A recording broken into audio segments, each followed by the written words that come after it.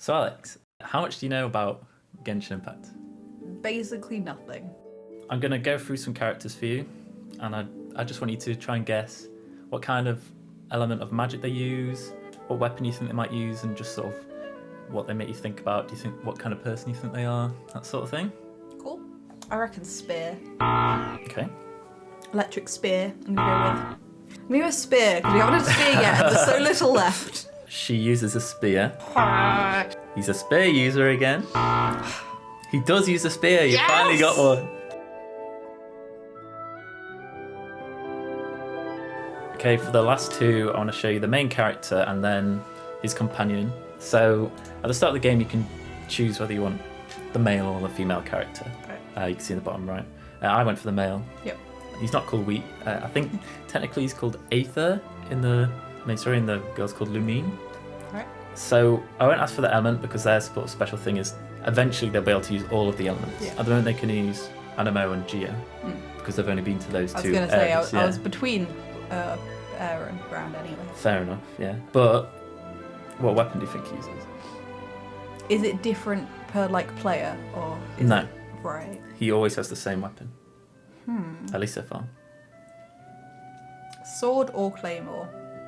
I'm going to go sword. I feel like giving the main character a claymore makes it very one-dimensional.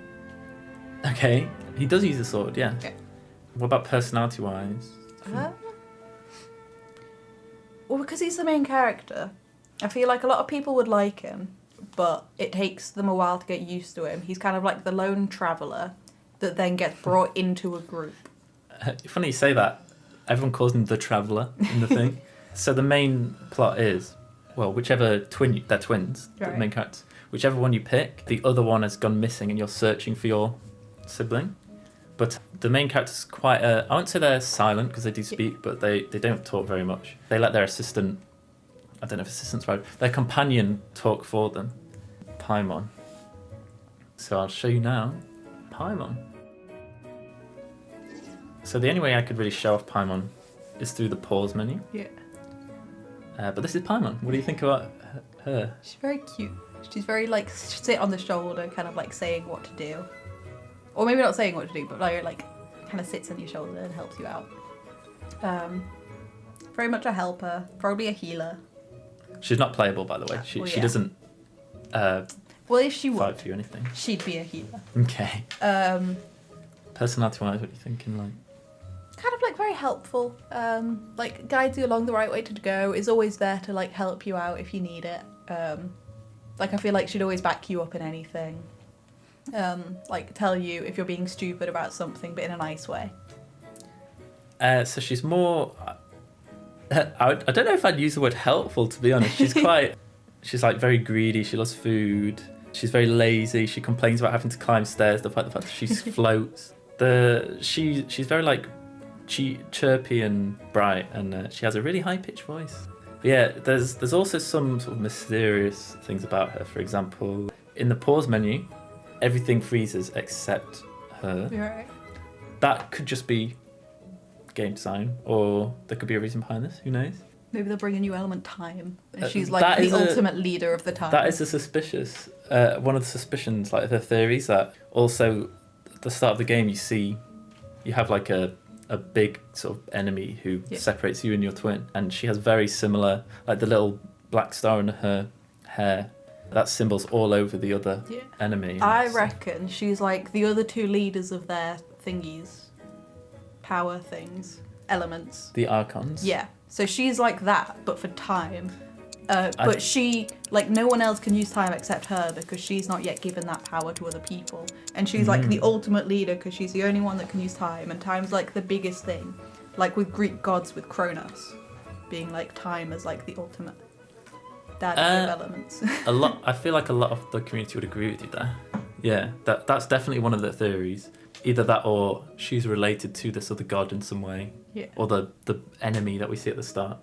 But yeah, she's just sort of a little high-pitched, squeaky Hey, listen! person who follows you around, and everyone jokes that she's emergency food. Okay, so you've had a look through all the characters. Does anything jump at you as a favourite character? Do you want to look at anyone in particular? I quite like Duluth. Because he's weird. Yeah, I think a lot of people Who is his brother again?